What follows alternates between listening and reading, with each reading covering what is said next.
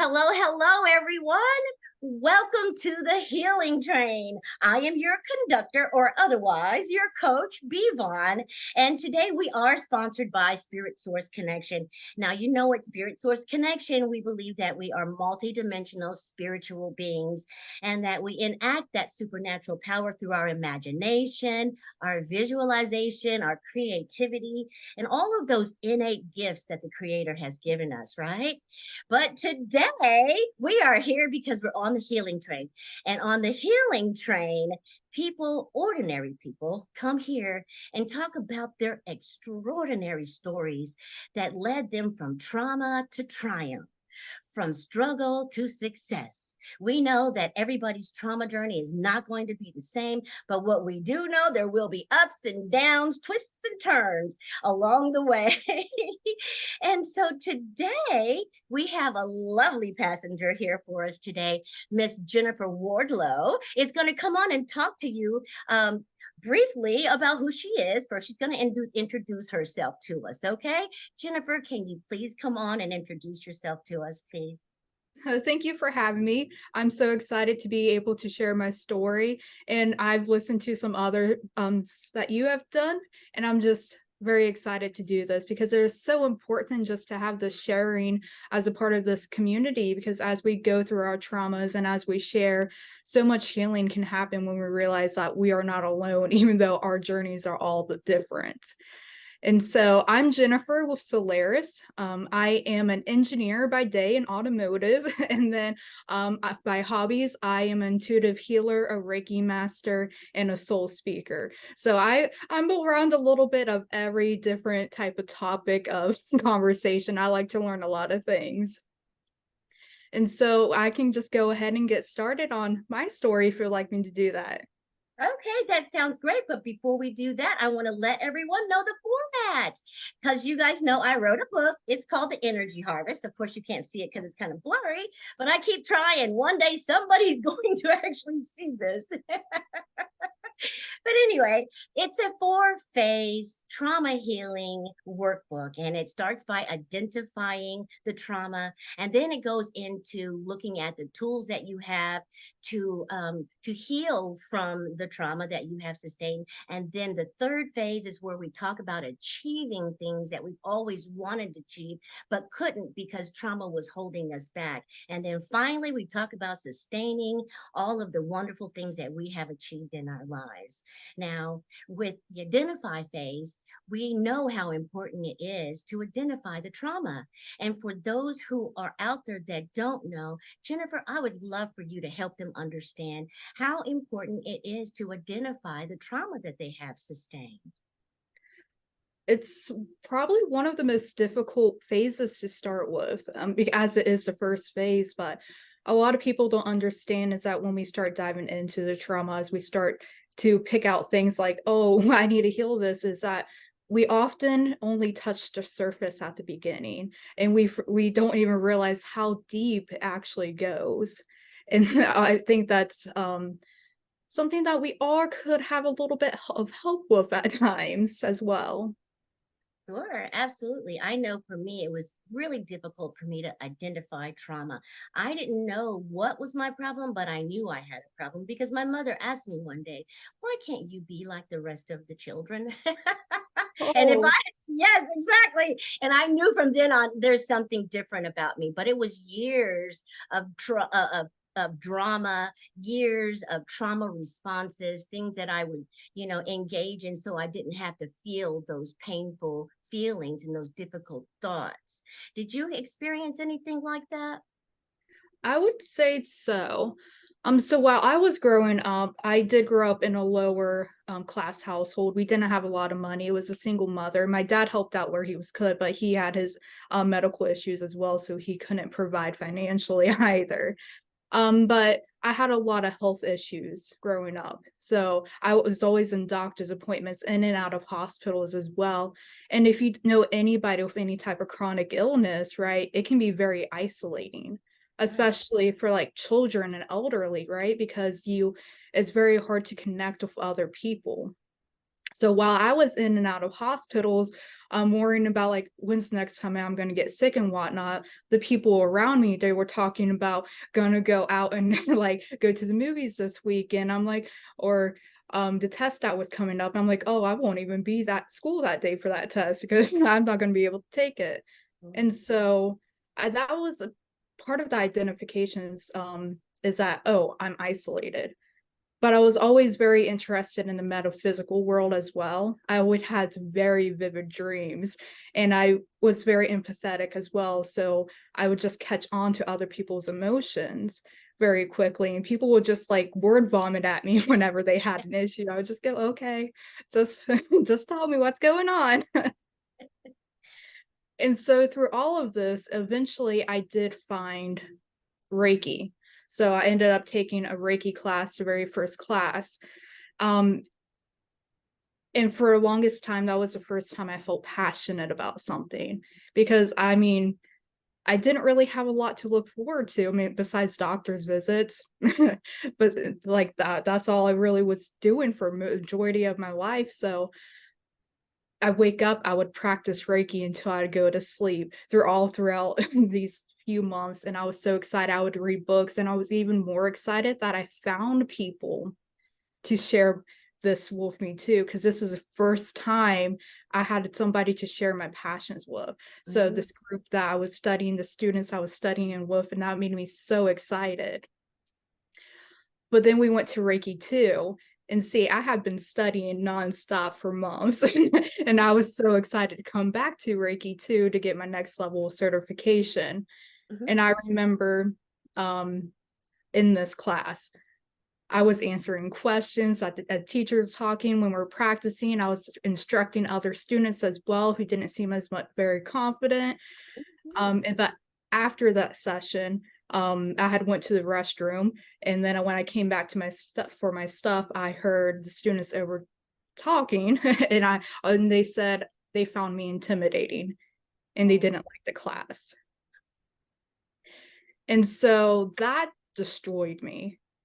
But it, not necessarily those words, but I destroyed myself, because at that time I felt like it was more important to fit in than to be who I was. mm. So that was a very hard identification. Even though I knew that like this was the wrong decision for me, I still made it. So I stopped answering questions in class. I Oh, stopped saying I know things. I'm like, oh, I don't know either. So I made myself smaller. And it took probably a good 3 to 4 years to actually like started breaking those things down of being like, this is a trauma response because I was lonely. I felt isolated because of the things I experienced of not feeling connected to my peers as a child. And it also went into deeper that of being afraid of being lonely, but being afraid of being rejected for who I was. And so it took years to understand each nuance of that one moment that just shattered me. that is so impressive. Thank you so much for your vulnerability and for sharing that story with us. I can only imagine how, when you were so excited and just wanting to help out, and share what you knew because you were just so excited to share it and have that connection, right? Mhm. And then to come out and hear those words, I can imagine how shattering it was. And so, even though you said part of you wanted to fit in and you were doing this so you could fit in, that was so powerful to hear you say that, because there's a young lady out there that's listening to your story today, and she feels like she has to make decisions in order to feel that she's connected to other people and do things that she might not want to do, all for the sake of fitting in. I can relate to that as well because I did the same thing. Growing up in our household, we were a military family. And so we traveled all around from one school to the next school, from one neighborhood to the next neighborhood. And I was always the new girl. And it was just an awkward place to be, and you had to try to find your way to fit in, and it was just it was nonstop for me, it seemed, and so that was part of my trauma response also.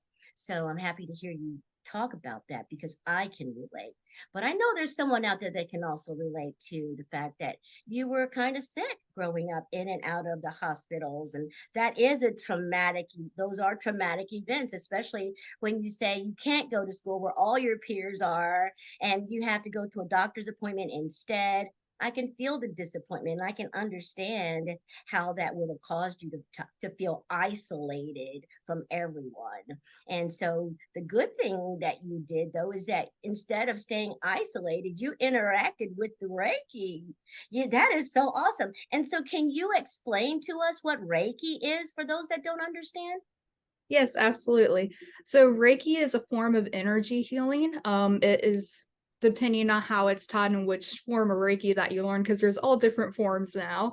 But Reiki is all about connecting to source energy, allowing it to flow through you, and intuitively knowing that that Reiki, that energy goes to the whatever part needs to be healed, and that can be with a human, with plants, with animals. So it's just a an incredible stepping stone at anybody who is working or is thinking about energy work. Oh wow, how awesome is that? It sounds like you're like a conduit for the energy source, right? Yeah, That so yeah, just think of it like you're a lightning rod. You're not creating it, you're just pulling it down, and so you're just allowing it to flow and be like, "Yes, I'm just part of this source, part of this universe, and I'm here for you." Oh, wow. How exciting is that? That sounds like a wonderful experience. I haven't had that particular experience. I do get craniosacral therapy. So that helps a lot with my energy and the movement and all of that. So I can kind of relate to the Reiki. I'm going to have to try that. I might come see you at Solaris.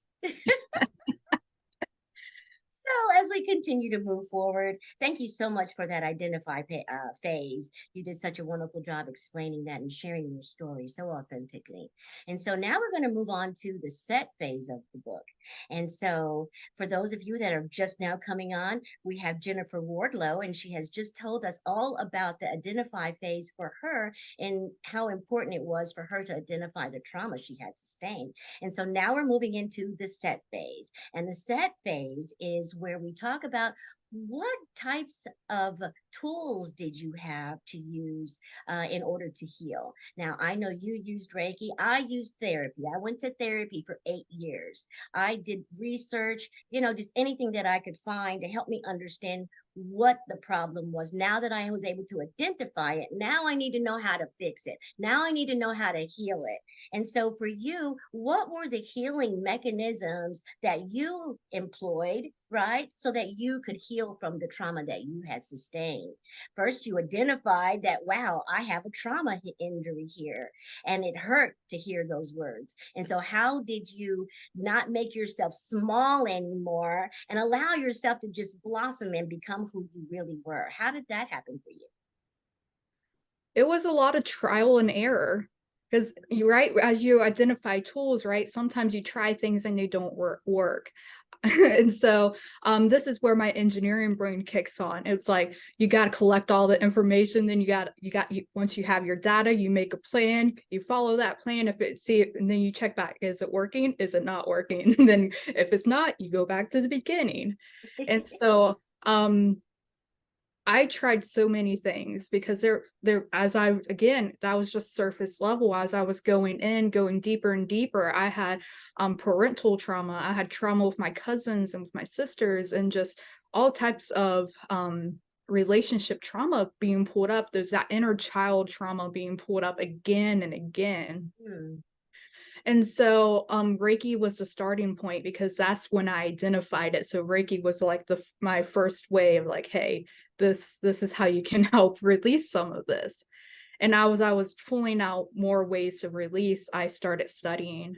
I was reading all these books, how to heal inner trauma. I took psychology classes at college to be like, okay, how can I start working? How can I understand the way that my brain is working? So I started reading more, anything to help build the confidence within myself, like, yes, I can do this. Um, Music actually probably saved my life, because I never had a big chance to like ever share my emotions or how to release or process emotions appropriately as a child. So I was have all these feelings. I'm like, I don't know what to do with this. So music became a very big part, going to concerts and just being free. That's how I started becoming more comfortable with myself. Yeah, I'm going to scream on top of my lungs even though I don't have any pitch.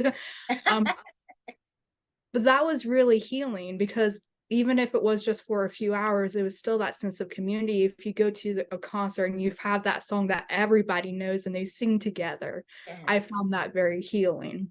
Mm. And I started learning other modalities as well. So I took tarot classes, oracle reading, all types of different divinations, emotion code, soul code. So these are all different types of healing modalities as well.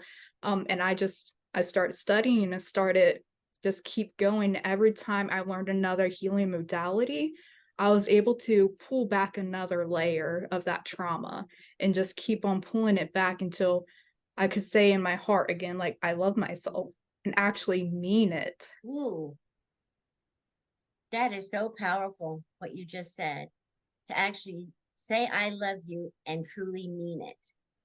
I did mirror exercises. I don't know if you've ever tried mirror exercises where you stand in the mirror and I love your face. I love you, Benita. I love you. I love your shoulders. I love your, and just go down and just talk about what you love about yourself. And it is so difficult to do at first because I didn't have that connection with myself. And Mhm. I'm so happy to hear you talk about how you healed yourself through all of this learning, because that's exactly what happened for me as well. The more I dove into, let me see what my problem is, let me see how I can fix this. I started reading, Dr. Chopra, I started doing, the 7 habits of highly successful people. And I just started challenging myself to become more confident within myself, as you were talking about. And it's so important that we learn these things because as we learn new things, we're able to unlearn the old things and replace them with new, fresh information that works for us. Now, like you said, there are so many different healing modalities and it's trial and error, and some of them might not work for you. And because our trauma is so inherent to who we are as human beings and spiritual beings, then I imagine that the healing will be just as personalized for each person. Like I hadn't tried the Reiki, but I did some other things. But yeah, so that is really exciting. Are there any other like tools that you used in order to heal that part of yourself? So the mirror exercises as you were talking that it's so difficult. So if you're definitely having I've tried that as well. And like at the beginning of my healing process, I could not do it. Like I could not look myself in the eyes in the mirror. So it took quite a while on my journey, and still to this day sometimes I feel that hesitation on when I'm feeling more down, be like, oh, okay, so this is how I feel right now. So it's okay to stumble sometimes as well in your healing journey. Oh, wow. Thank you for saying that. Thank you, because there's someone out there that feels like they have to get it perfectly right. There's Mhm. someone out there that feels like making a mistake is not a good thing. And so we're talking today that, what is trial and error? You're going to learn along the way, and as long as you had that connection with the energy source or God, the creator, whoever you call it, you're going to be fine as long as that connection is strengthened within your practices. Okay, and so thank you so much for opening yourself up to us to talk about that. And so now we're going to move on. Now that we've talked about the identify phase and where we identify the trauma, and now we talked about the mindset phase where we change the way we think and the tools that we use to help us learn a new way to think, a new way to interact, new way to connect to ourselves, source, and others. Now we're going to talk about the achieve phase. Because once you've healed the trauma, right, and now you're no longer a product of the negative thoughts and no longer a product of your trauma, now you can be a product of the healing. And once you become a product of the healing, wonderful things start happening in your life and you start achieving things, even if it's not, even if it's just being able to say I love you. That is a huge accomplishment, you know. And so in the achieve phase, we talk about the things that we were able to achieve, now that we are in the heal, more in the healing process, and have, you know, have gotten more of that healing on the inside. So can you talk to us about what you were able to achieve once you that healing took place and you were able to accept yourself a little bit deeper? Yeah, so when I was fully able to say I love myself, that was probably the greatest achievement I could ever I could ever do in my lifetime. But I remember for all of the times where somebody said I wasn't good enough to do something, and then finally achieving that exact same that satisfaction and that worthiness. So I have international research papers published that were awarded that was part of my undergraduate research studies, and that was that was huge for me for the longest time. But as that became less important, as my inner world became more important, feeling more confident and within myself, and that was coming on screen like here, right? A few years ago, I would never be able to come on screen and just talk about myself or to answer questions about my life. So that's an achievement as well. So, grand scheme of things, it may not seem grand, but they're grand to me. Mm-hmm. Yeah, absolutely. You're doing such an awesome job. I feel your confidence. I feel you radiating from the screen. And I know that there's somebody out there that is connecting with your story. And as we continue to heal, you know, and become more of who we are, then it's evident in our lives. And congratulations on having your paper, published internationally. That is so awesome. And then I heard you say you wrote a book. Is that what you were talking about there? Um, no, I have not read a book yet. Oh, okay. Okay. Okay. Gotcha. I Gotcha. am working with somebody, but that's a side project. It's But I have been teaching classes now. So I've been teaching classes with Tabitha Kane. You had her on previously. So we are yeah. teaching a dual light language class. We also run this practice group together. I've started offering my services as well. So having enough confidence within myself and with and my abilities and everything that I have studied throughout the past few years and being able to move forward with that as well. Again, the greatest gift I have ever given myself, my greatest achievement was being able to say I love myself again. Yes, that is so awesome. And not only to be able to say that you love yourself, but also to be able to follow it up with some positive self-loving action, right? And Mhm. that's where I am that's where I am currently, just making sure that I'm sleeping enough. I like to burn candles at both ends. I'm just such an overachiever.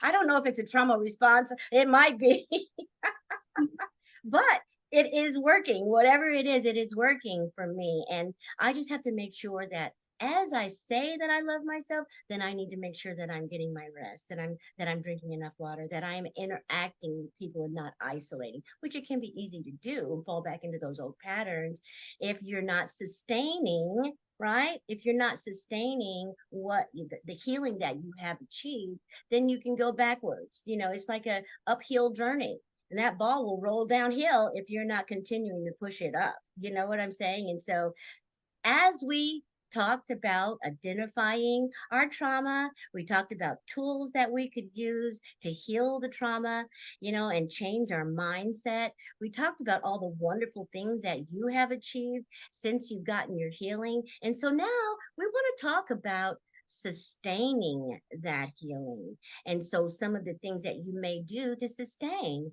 I know for myself, I do the yoga and the meditation, and I, you know, socialize with like-minded people and always doing research. And so for you, tell us how you sustain your healing.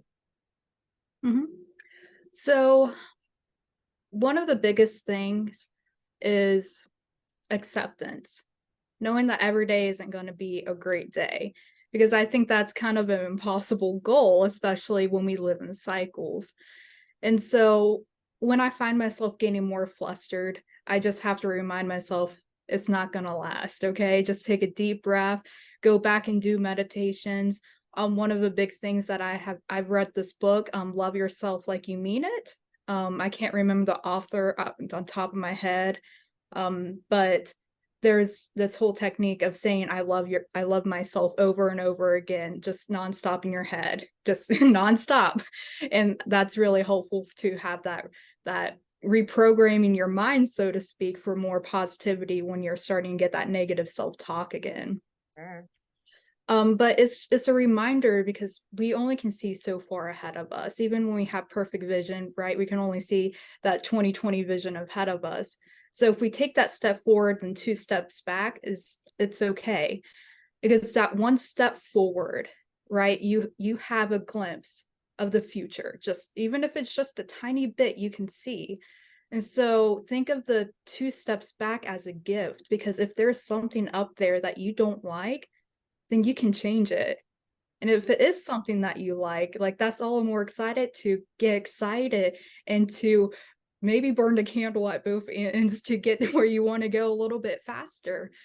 But just know that everything can have a sense of gratitude for it. Even all the time, all the years I was sick, I was in and out of hospitals, I've learned so much. I've been around so many people. I know more about the human body than I need to know in my career, but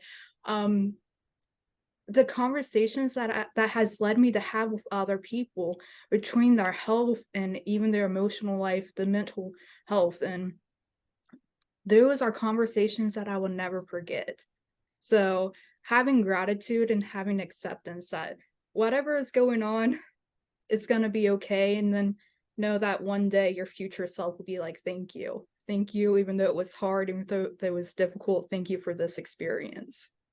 Oh my gosh, that was so inspiring. I was so happy to hear you say, and this helped me what you just said. You said, hey, if you take that first step and, for one step forward, 2 steps back, that whole process, that it's okay. And those 2 steps back can be a gift. They can be looked at as a gift, because as you were in that step forward, you may not have liked what you saw. So those 2 steps back give you a chance to regroup and change the next time you take that step forward.